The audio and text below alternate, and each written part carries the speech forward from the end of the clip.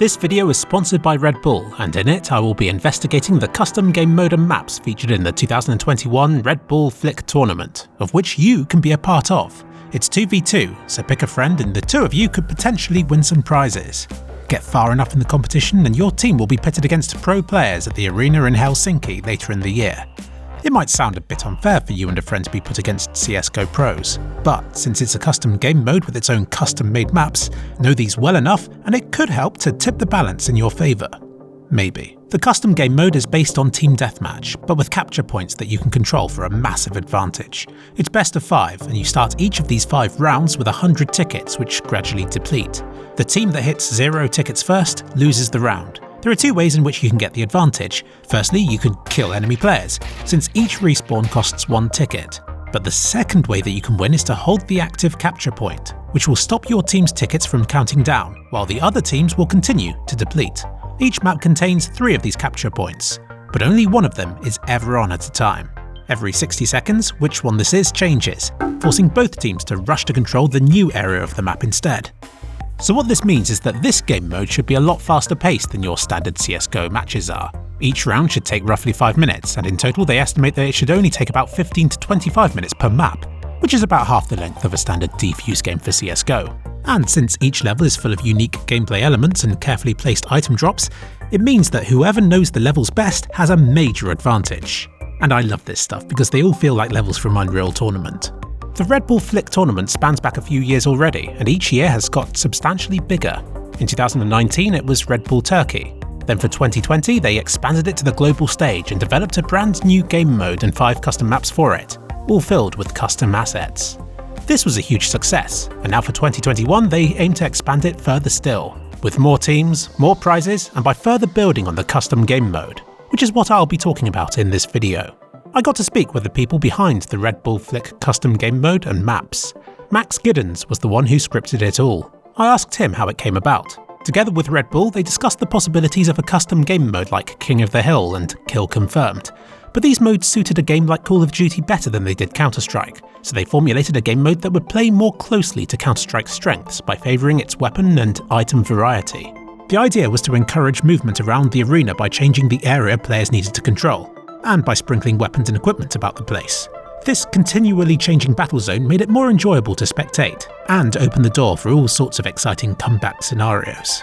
They initially experimented with 30 seconds per control point, but soon doubled it to 60 as it was clear that it wasn't enough time to reward the teams for reaching and holding that part of the map.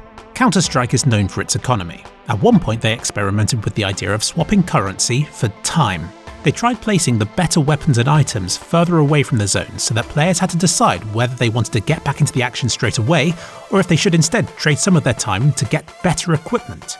In theory this sounded good, but in practice this proved to be frustrating, so they changed it again, because they didn't want people to feel like they had lost because they had been stuck with a bad weapon. There's still a degree of progress to it though.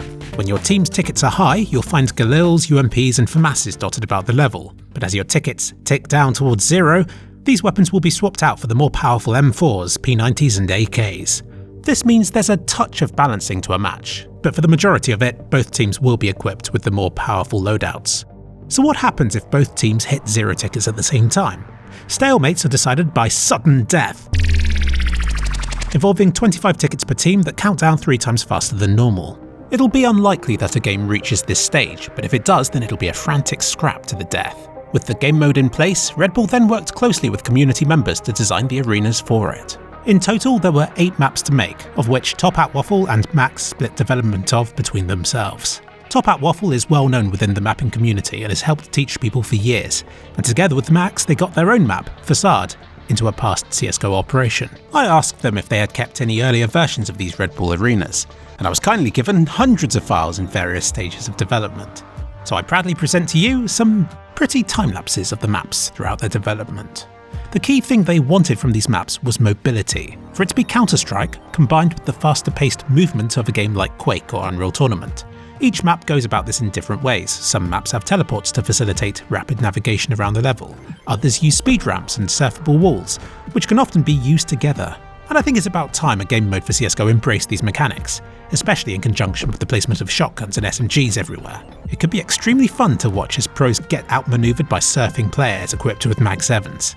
Also, There's no falling damage in this game mode. They wanted it all to have a strong visual theme and narrative. Here is the original draft, which formed the basis of their discussions with the mappers and helped to visualise what the resulting game modes and map designs could look and feel like. A lot of this story made it through to the final design, involving a futuristic, advanced society where esports is an even greater scene than it is today. Red Bull Flick is a prestigious event that's hosted in virtual arenas where participants compete using virtual avatars. Hence why these maps are so digital looking and why players dematerialise when defeated. This also helps to explain why weapons can be picked up from holographic images and why jump pads and teleporters can exist within a CSGO game mode. These arenas all fit together to tell a story. You start in the City Palace arena on planet BU11. This is floor 0 of the tournament. If you lose a match, you drop down 1, and if you win one, you go up 1. Therefore, which arenas you play on depend on how well you've performed in the tournament up to that point.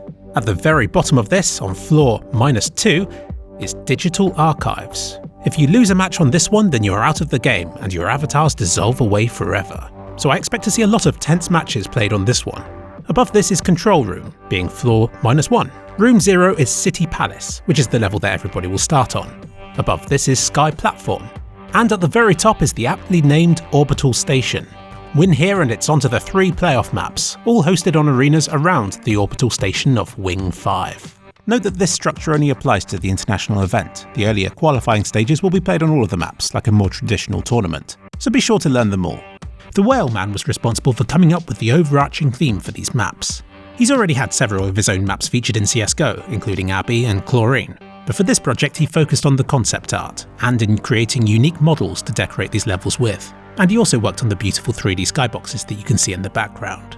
During the earliest stages of this project's development, there were plans for retractable cover and scrolling light effects on the walls, and a blue and orange colour scheme.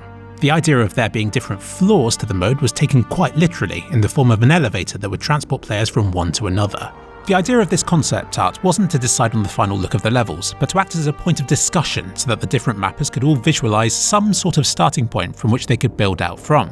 Some aspects of the art, like the triangular support motif and the panels, made it through to the end designs, but the concept art was never intended to be a strict guideline, as treating it as such would only limit their creativity.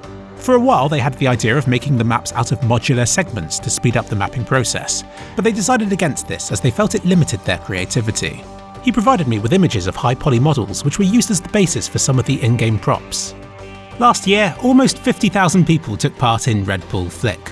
20,000 euros worth of prizes were up for grabs, and the broadcast talent included Freya, Onders, and James Bardolph. Sin and Sky, players from Penta Sports at the time, won the tournament and took home the grand prize. And James Bardolph's team won the show match. This year, ENTS, Team Spirit, G2, OG, Furia, and Big have all been invited to the arena in Helsinki, and the prize money has been upped to 50,000 euros in total. If you and a friend wish to take part, head on over to the link in this video's description.